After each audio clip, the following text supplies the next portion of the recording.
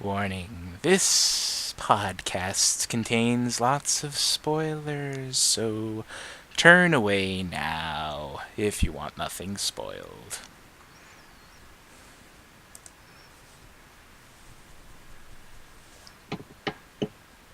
What's up, everybody?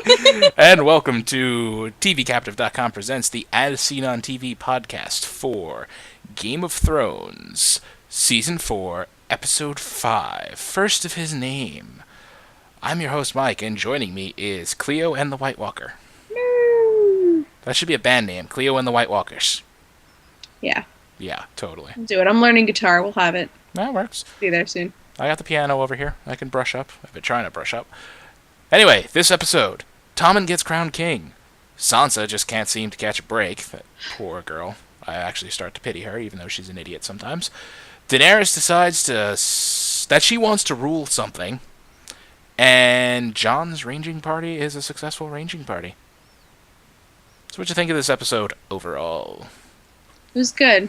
And I like Sansa. I will always defend Sansa. I like Sansa. You know what? I know a couple people, wife included, who didn't like her in season 1 because she was that stuck-up, spoiled girl or whatever, I guess you could say. But since then, it's like life has took the biggest crap on her, and it just keeps crapping on her. I mean, even then, she was just a teenager. Yeah. Who wasn't a little bitch when they were a teenager? Alright, take it. I was a big bitch when I was a teenager. So, anyway, we'll just go around. So the only real thing that happened in the East with Daenerys this episode is she's talking to Lord Friendzone and Sir Barristan, and she wants they're giving her advice that she could possibly have enough to take King's Landing by surprise. Do you think even then, they were sort of like,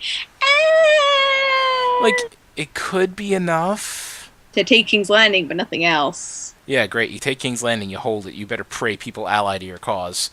Yeah. You better pray that there's a lot more Targaryen supporters out there than there were Baratheon supporters. Or just people who give a damn. Yeah, which at this point I doubt it.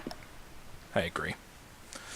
Plus, I mean, do Jorah and Barristan even know the full strength of King's Landing at this point?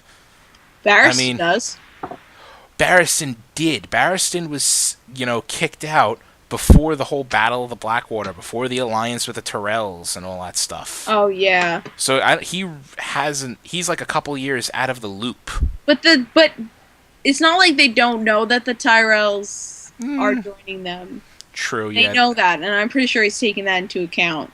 True, the news travels fast, apparently. Because they know that.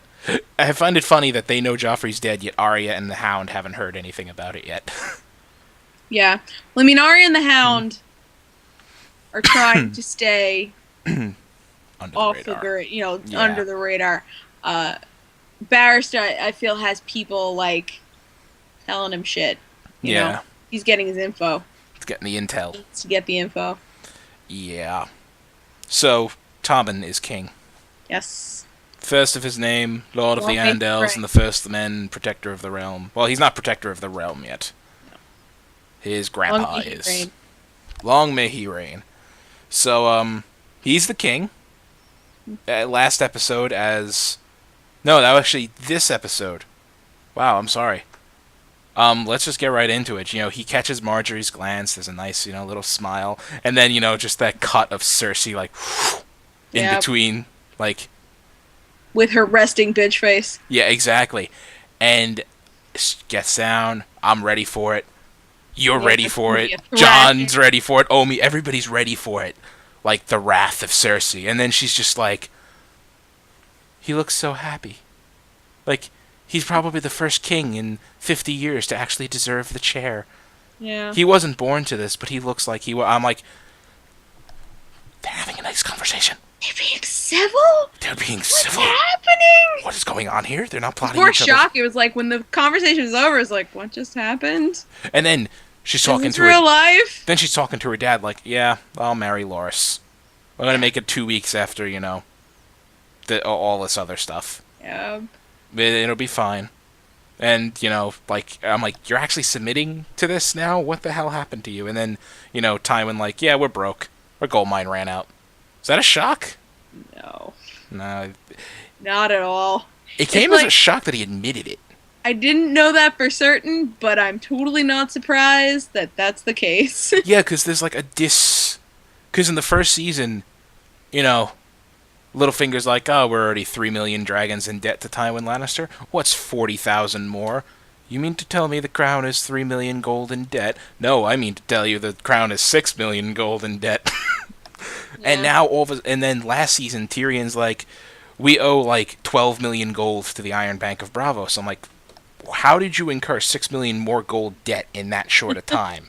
Yeah. So there was something wrong there, and that explains it. The Lannisters have been borrowing from the Iron Bank for how long? Yeah, who knows? So, yeah. Everybody's fucked. Fucked. Oh, yeah, exactly. They're hoping the Tyrells will foot the bill. No! Sorry, the Tyrells matriarch just killed your grandson. I don't think they're gonna... Well, implied, she kind of admitted it to Marjorie, like, you think I'm gonna let you marry that monster? Yeah, but she definitely had a hand in it. I don't think she orchestrated it. Mm-hmm. And while we're on the subject of Cersei being nice, she wasn't slinging shit at Oberon. She was being nice to him, too. Mm-hmm. Like, yeah. Another simple conversation. Like, how's my daughter? Last time I saw her, she was swimming and happy. Can you take her a gift for me, please? It was so sweet. I was like, oh my god. And you could tell he's looking at her like... Mama Cersei. Like, bitch, you okay? She's definitely looking at Joffrey's death like, I still have 2 children left. I still have 2 children. I need to. Yeah, my monster, clear that I love them. It was a really powerful scene, though. Like, the things he did shocked me. Do I seem like I'm easily shocked? Like, no. Nah, bitch. Nah, you seem like a realist. You seem like you understand that, what kind of shit goes on. Yeah. So she's nice. I don't know. I don't get it. Well, yeah. Grief does crazy fucking things to you. I guess. So... And, I think she was looking at everything Joffrey was doing, everything that shocked her, and looked at it like somehow it's her fault. Somehow she has to take some sort of responsibility for it. And I think that's why she's pounding back, wine would fly off the handle all the time.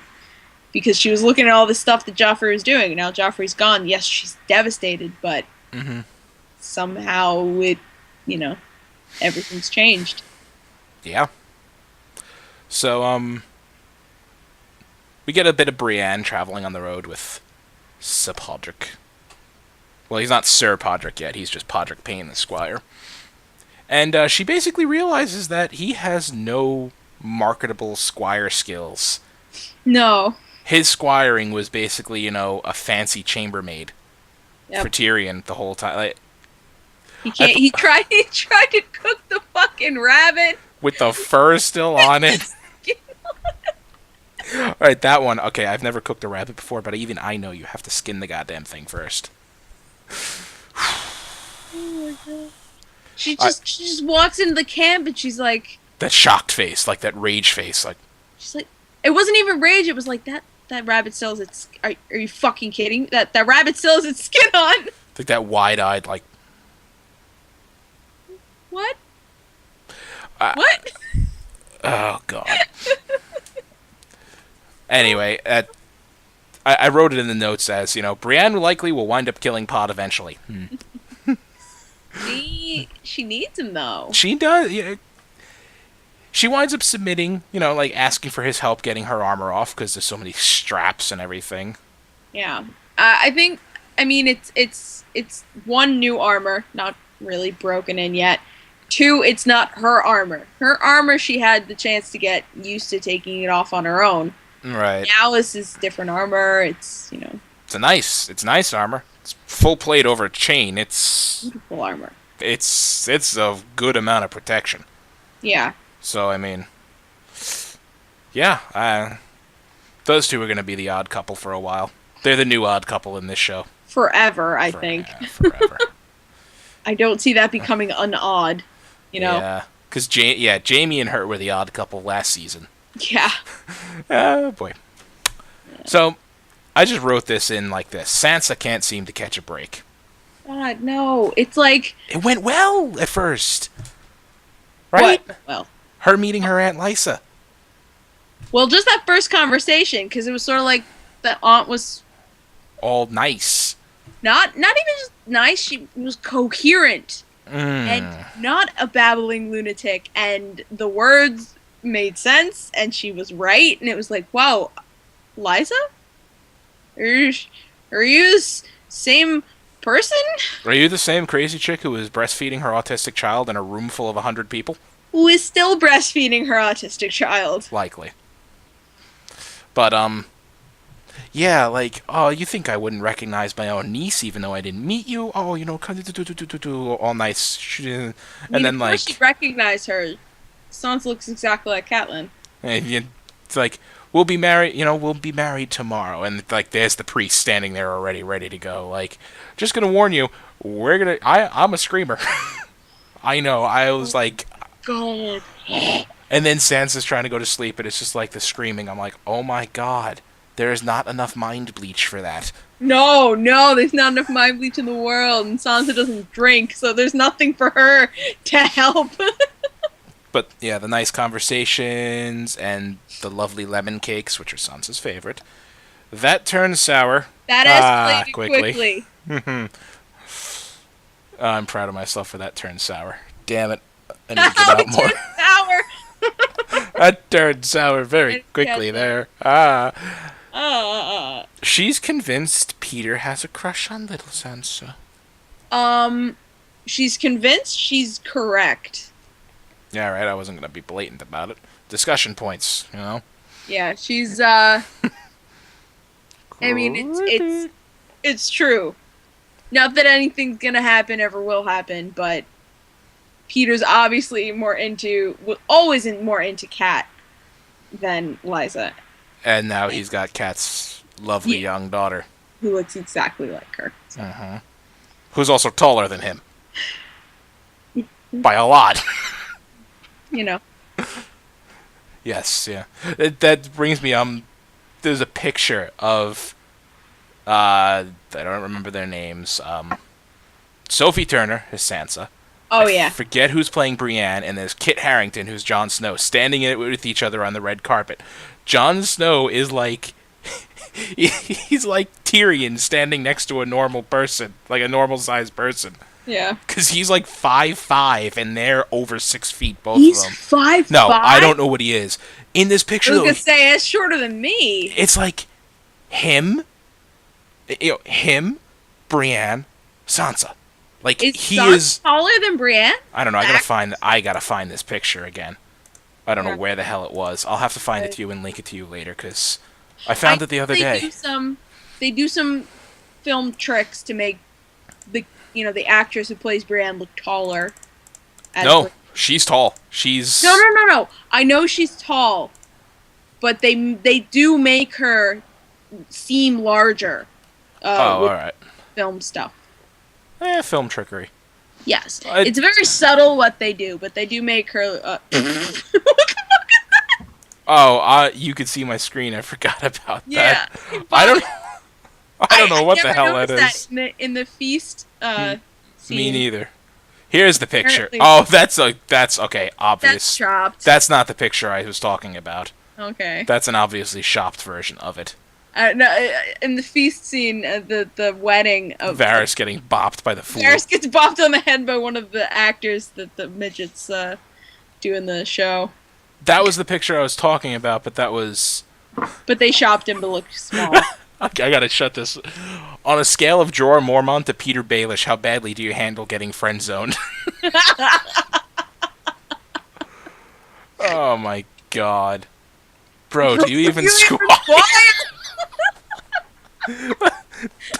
Tangents! Are you sure Bran's whole plot line just isn't a bad drug trip? No, I'm not sure. We're not sure about that. Oh my God. I can't. This is Barack Obama sitting on the Iron Throne. What the flying fuck? Where is it? I don't know where it is. La la la la la la la la la la. Do you see this? Yes, I do. Please scroll away. I'm sorry, everybody. I am so sorry. Super confused right now. I know. Uh,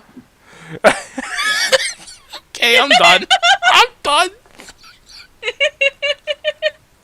What was that? Is that That's Roose Bolton stabbing Roose Robb Bolton Stark in the thinks- chest. Hail Hydra. Oh my god. Anyway, let's move on. You're not gonna find it. Just stop. I'm not gonna trying. find it. I gotta stop trying. I'm so sorry. That was. This is amazing. You've never seen that one before? The Hail Hydra?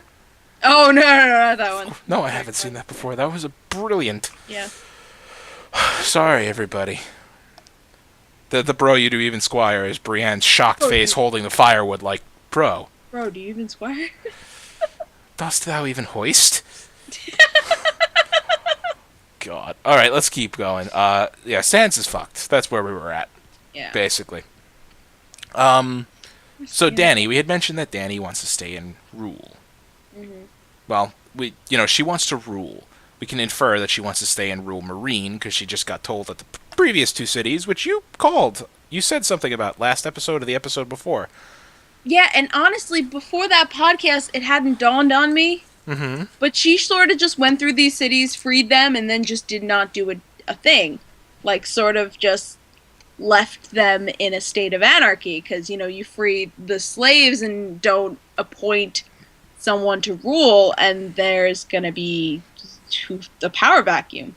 Well, there was mentioned this episode that she left a small council in charge of Astapor. Well, at least she did that. And then this guy overtook it, calling himself Cleon the Butcher. Yeah. Nice guy, by name. And Yunkai got retaken over by the masters that she freed the slaves from in the first place. Yeah, so not looking good. Yeah, I think now she realizes, and you know what, she has, I don't know if she said it, or if I'm pulling the line from the books from this exact scene, but there's no spoilers, don't worry. It's like, how could I rule the Seven Kingdoms if I can't rule a city? Yeah, that's like, basically what she says. Yeah, it's like, why? So that's really her thought process, and it makes sense somewhat. So that's good. Are you still with us?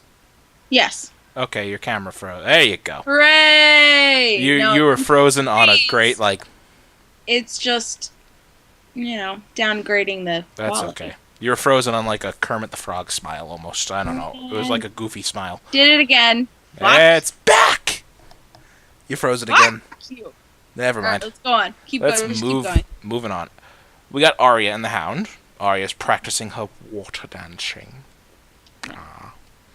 And, names off her list of people she's got to kill. The Hound being the last one, and he's just like, really? Shouldn't be surprising, honestly. Had to stick to it. Yeah. It's like, what would you do to your brother if he was here? I'd tell him to shut the fuck up so I could sleep. Yeah. But he kind of is harsh with her. He's himself with her. What am I saying? Yeah, he's the Hound. Yeah. He's got, one mode. That's it. That's all you get. You surprised she just outright stabbed him or tried to stab him in the gut?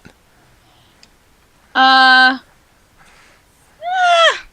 I surprised? I don't know. I mean, I was a little surprised she didn't go for a weak point in the armor or something. She just sort of stabs him in the middle of the armor. Yeah, it's kind of like, he's dead because Meryn Trant had armor and a big fucking sword. Yeah. So, what you gonna do there? I don't know. Arya's got some... we need more of her. I like her character. Yeah. She's kind of stuck with a big, scary man. Mm-hmm. So, then we get up to the north.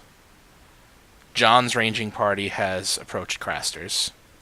Locke, the traitorous fucker from Roose Bolton's lovely keep, finds Bran and Rickon... No, I'm sorry. Bran and the Reeds and Hodor locked up.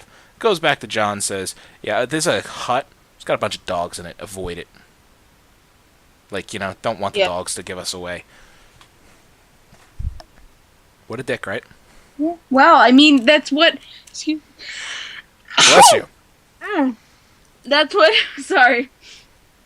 Well, that's what he was there for. He was there to get Bran. It's like he doesn't fucking care. Like, why are we shocked that he's lying? How much did you want John to find Bran? Like, how much did you want them to get together? A bit. John wanted it a lot more than me, but I was just sort of like, I knew. So this whole scene. I knew what Reed was telling Bran was true, and I knew that had to happen. But, and this whole scene was invented. Because, I mean, in the book, John gets back to Castle Black like he did at the end of last season, with Ygritte's arrows sticking out of him. His wounds are tended to, all that bullshit with, Alistair and Lord Janos, whatever the hell his name was from King's Landing. That all happens, but the only thing the only thing I remember hearing about the mutineers at Craster's is that they're living comfortably, and the next you hear of them, they're blue-eyed zombies. I think. I'm relatively certain that's what happened. But I can't be sure. It's been a while. This cinematically makes much better drama. Yeah, it does. And the way you're describing I have no problem with it. Like I was saying earlier, when Dom was on here, we were recording a couple other of these.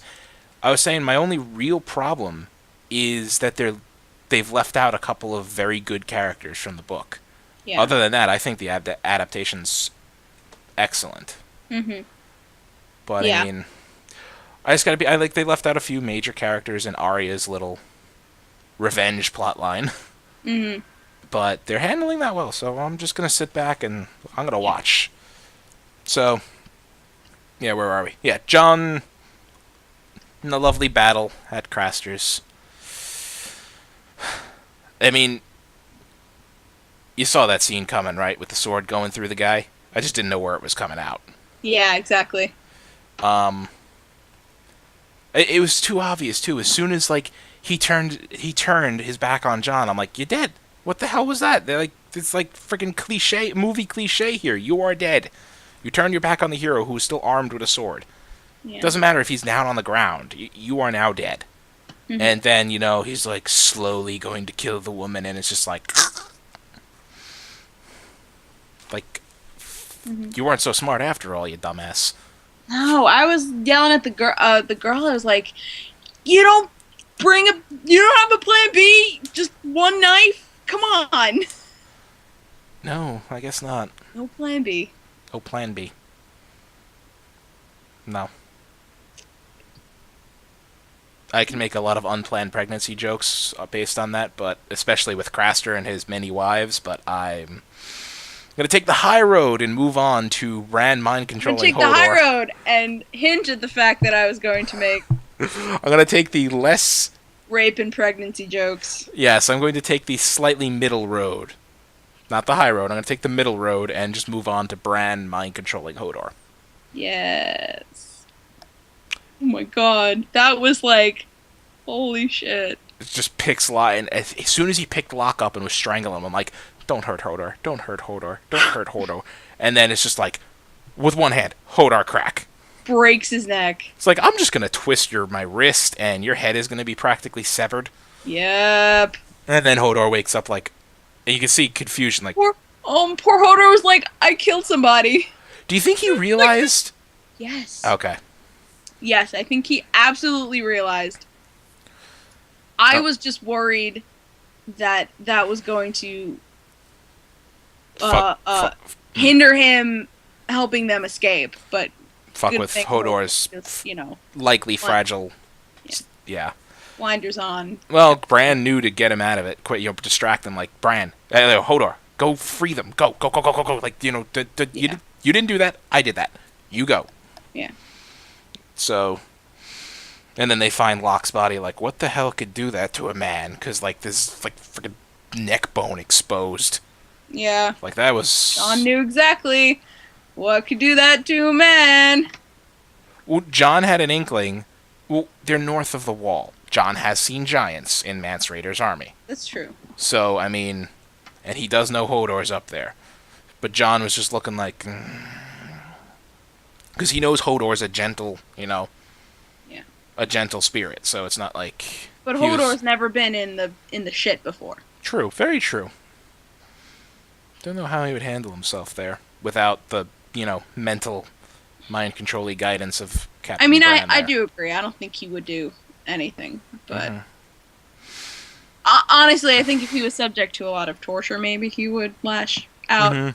Honestly, don't think that he would Maybe, yeah. anything of his own will. Well, anyway.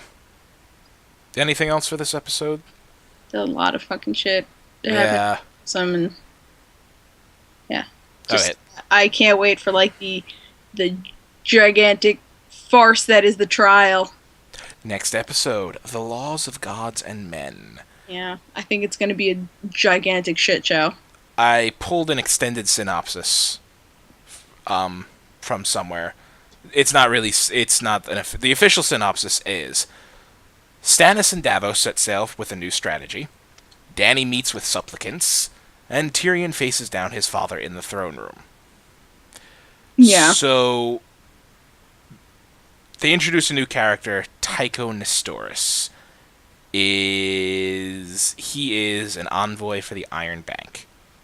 And in the preview, we see Stannis meeting with him. Mm-hmm. So, they realize that the throne that's a good idea, though, right? Because the Iron Bank is rumored to fund your enemies if you're in debt to them. Yes. So that's a great idea. It was a very good idea. So very bad for King's Landing. Oh, yeah. So we're going to see that. Then we got, also, we see Yara Greyjoy making her first appearance this season. Mm-hmm. We know she's holding Moat Cailin. Mm-hmm. And then we get a cut to Ramsay Snow, who is sent to take Moat Cailin, shirtless and covered in cuts and lacerations, saying this is turning into be a fun evening before, Loving the torture. Yeah. And he, breaks free of whoever's holding him and charges somebody. It's actually, I like seeing that, or I'm gonna like seeing that he can take what he dishes out. Yeah, that would actually be pretty. I kind of like that idea. He is a psychopath. He tortures people, but yeah. Yeah. But if he can take what he dishes, then I actually I don't know. I might have less of a problem with him torturing people. If the part with Dany, meeting with supplicants is the part I think it is, we're gonna get to see the dragons again. Yeah, so that ought to be fun. So that episode... Oh, and yeah, Tyrion, the trial begins. Baby dragons. The promo ends with, Tywin saying in a very loud and stern voice, "Do you wish to confess?" to Tyrion, and Tyrion's just... Like, fuck you, Dad! Yeah, exactly. We all know Tyrion didn't do it. Yes. I mean, this farce of it, they're gonna call witnesses, probably have evidence against Tyrion, all this. Who knows what kind of... The only one who's gonna be on board, siding with Tyrion, is gonna be Oberyn. Because Oberyn's gonna look at it completely neutral, because he doesn't give a fuck. Yeah, because Tywin... He doesn't like the Lannisters, but he doesn't hate Tyrion, so... Yeah, that's the thing. Tywin hates Tyrion. Yes. Mace Tyrell, the other judge, is I think at the same time, Tywin still sees he's his son. He doesn't... He's got a warped hatred for him because he blames him for the death of his wife, but I think he still sees him as his son. But he also, He's biased. He sees, Tyrion... was around the cup of wine a lot. He was, Joffrey pointed at Tyrion at the end. Sansa disappeared. So there's a little bit of evidence there that Tyrion might be guilty. Yes. So he's on that board. Mace Tyrell is just...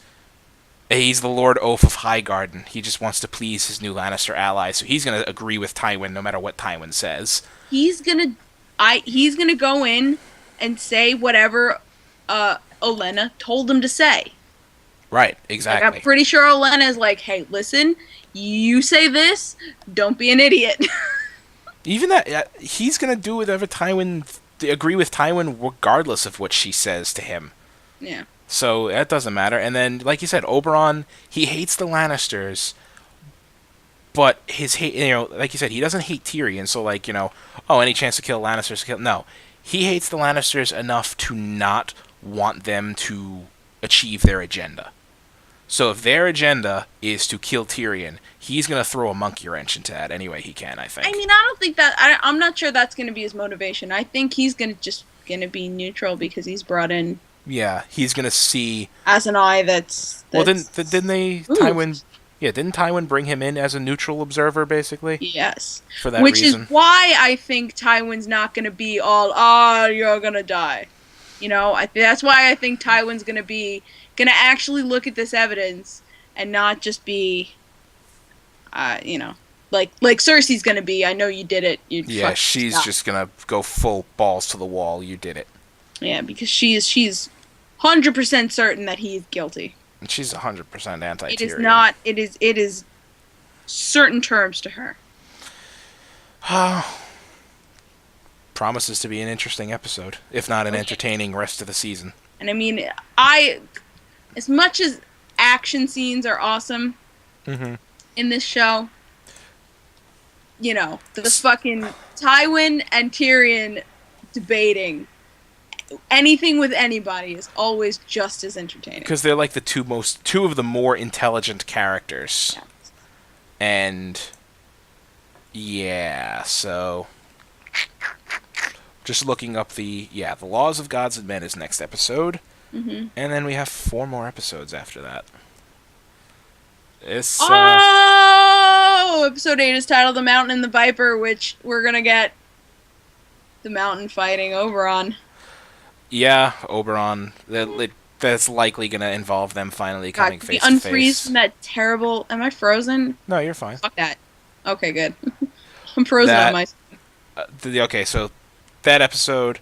Then there's Mockingbird. I have no idea what that could possibly mean. Yeah, I don't know either. The Mountain. Wait! No! That's fucking Littlefinger. Isn't that his crest that he made up? Isn't a Mockingbird? Isn't that his? I'm trying to play coy like I haven't read the books here, but fuck. Anyway, I can't see your face. You changed the fucking screen. The Mountain and the Viper. Which is obvious. The Mountain is the Mountain, and the Oberyn is the Red Viper, they call him. So, they're going to probably meet face to face finally. They're going to fight! Then, episode 9, The Watchers on the Wall. What do you think? I think Mance is going to light the biggest fire the North has ever seen. Well, don't forget, we also have the other wildlings south of the wall. Yes. Is true. So. But they're waiting for that fire. You're right, they're waiting for the signal. Good point. Very good point. And then episode 10 is The Children. Maybe it's another White Walker thing. I know exactly what it means. You asshole! I don't know exactly what it means. I'm inferring exactly what it means. Sure. It's gonna do with Bran. That's all I'm going to say. Okay. Anyway. That's that. I got nothing else unless you do. No. How like long said. How long before how long before bitch Cersei comes back? We're going to see your next episode. Probably. Yeah. They're lulling us into a false sense of security like Cersei's a nice lady, really. No, I think that's just she's still grieving. That's her part of grieving, that those interactions that she's had this last episode. It hasn't changed fundamentally who she is. It's just changing how she's dealing with certain people. Very true. We're gonna see, I think, normal Cersei, maybe a little less wine, but just as much sass. So we're gonna see bitch Cersei. Yeah, she needs to quit drinking. It's bad for you. Well, yeah, Robert killed. It got Robert killed. So, Miss Clio. You put quotes. I'm not going to adjust that. You can find me at Cliomoto on Twitter and Tumblr and Pinterest and things, and you can find me on Twitch at the Cliomoto. Very true. And that quote was because it's inferred that, the Lannisters just kept pouring the booze into Robert and suggesting that he keep drinking. Yeah. So yeah, the drink did kill him. Anyway, I'm Mike. You can find me on Twitter at Thilladren, right down there, THILLADREN. On Twitch at Thilladren. I rarely stream on that channel, but you can find me there rarely. You can find all of us, Dom, Omi, Clio, myself, Rachel, Peoples. You can find us. Matter as much as me. You can find us on Twitter at ASOTV Podcast. You can also find us ASOTV Podcast on Gmail, Facebook, Google+, YouTube. You can find more stuff from us on tvcaptive.com. And yeah, I got everything. There's so much stuff I have to mention at the end of this. I know. That actually sounded like White Walker speak. It needed a little bit more. Like Predator to it, like the Predator clicking, mixed with what you just did. Anyway, that's Cleo. Disgusting. Wait, that's not the right way. That's Cleo. I'm Mike. Have a lovely time. Bye. Have a lovely time of day. Whatever time of day you watch this at. God, Cleo, that was a pleasant sound effect. Oh, beautiful.